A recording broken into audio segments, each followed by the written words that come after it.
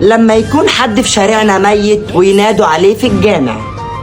اقعد يا خالد، في حد لسه ميت طازه دلوقتي حالا، اسمع كده بينادوا في الجامع. حاضر يا ابويا حاضر.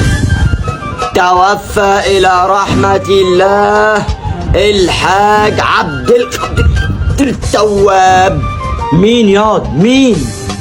ما سمعتش يا ابويا ما سمعتش. طب فتح ودانك، بينادى اهو تاني. توفى الى رحمة الله الحاج عبد التواب.